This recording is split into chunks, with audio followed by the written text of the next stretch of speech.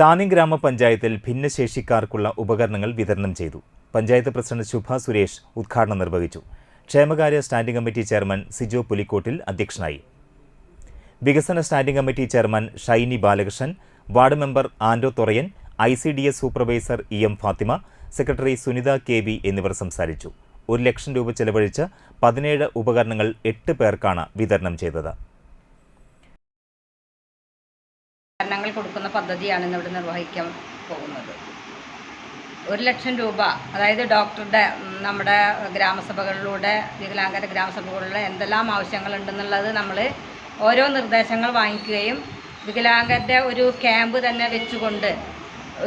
തന്നെ വെച്ചുകൊണ്ട് ഭിന്നശേഷിക്കാരുടെയൊക്കെ ക്യാമ്പുകളൊക്കെ വെച്ചുകൊണ്ട് അവർക്ക് എന്താണ് ആവശ്യമെന്ന് വികലാംഗ കോർപ്പറേഷനിൽ നിന്ന് ഡോക്ടർ വന്ന് ഓരോരുത്തർക്കും എന്തെല്ലാം ഉപകരണങ്ങൾ വേണമെന്നുള്ളത് നിജപ്പെടുത്തുകയും അതിനനുസരിച്ചുള്ള ഫണ്ടുകൾ ഉപയോഗിച്ചുകൊണ്ട് അതിനനുസരിച്ചുള്ള ഉപകരണങ്ങളാണ് നമ്മൾ ഇന്നിവിടെ വാങ്ങിയിട്ടുള്ളത്.